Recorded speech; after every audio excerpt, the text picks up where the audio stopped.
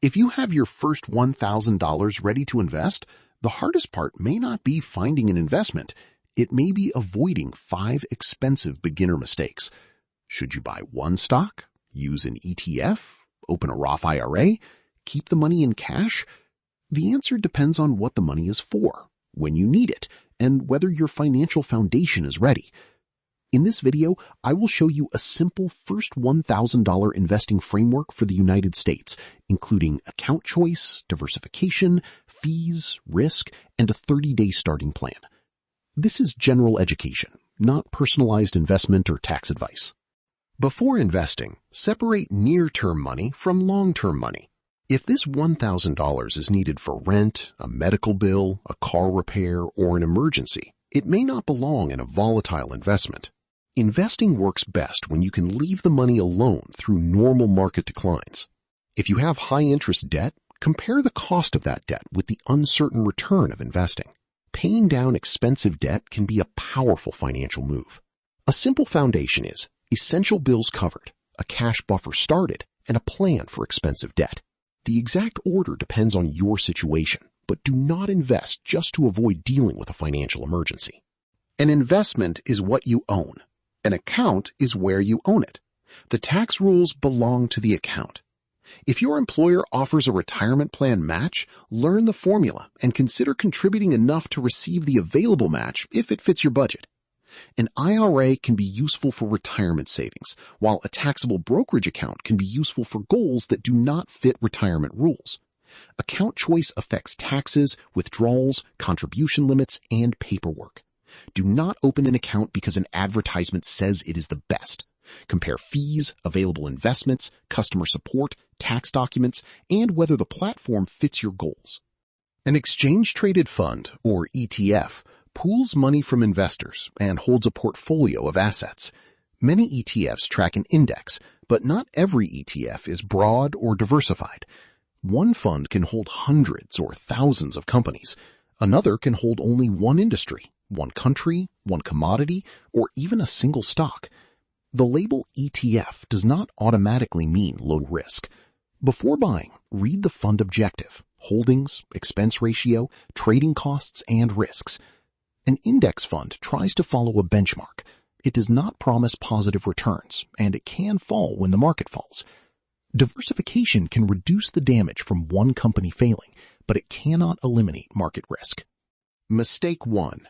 Putting all $1,000 into one stock because it is popular. A single company can lose money because of competition, regulation, leadership, debt, or a disappointing quarter. If you want to study individual stocks, treat them as a limited part of a broader plan rather than your entire financial future. Mistake 2. Ignoring fees. Funds can have ongoing operating expenses. Brokers can charge transaction costs, account fees, or other charges. Fees may look small, but they reduce your return over time. Read the prospectus and fee table. The SEC and investor.gov explain that both ongoing and transaction costs can reduce portfolio value. Mistake 3. Buying a fund you do not understand. Some products use leverage, inverse strategies, options, commodities, or narrow sector exposure. If you cannot explain what the fund owns and how it tries to make money, pause before buying. Mistake 4. Investing money you need soon. A stock market investment can be down exactly when you need to pay a bill. Match the investment to the time horizon. Short-term money may need a different type of account than retirement money. Mistake 5. Changing the plan every time the market moves. A market drop can feel like proof that you made a mistake. A market rally can feel like proof that you should invest more aggressively.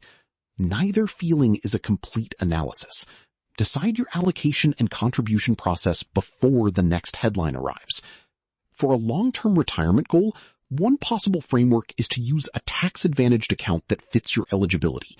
Then choose a diversified, low-cost investment that matches your risk and time horizon. For a medium-term goal, consider how much volatility you can tolerate and whether the money must be available on a specific date. For a short-term goal, protecting the principal may matter more than chasing a higher possible return. The point is not that one asset is always best. The point is that the purpose of the money should drive the account and investment choice. Here is the 30-day plan. Day 1, write down the goal, time horizon, and the largest loss you could tolerate without selling in panic. Week 1, choose an account and read the fee schedule and investment documents. Week 2, shortlist diversified options and compare holdings, expense ratios, trading costs, and risks. Week 3, invest an amount you can leave alone and set up an automatic contribution if your cash flow allows it. Week 4, do not check the account every hour. Review the plan, confirm the contribution, and write down what you learned. A first investment is not a lottery ticket. It is the beginning of a system. Subscribe for practical U.S. finance videos. Comment invest if you want the second video in this 7-part series. This video is general education, not individualized investment, tax, legal, or financial advice.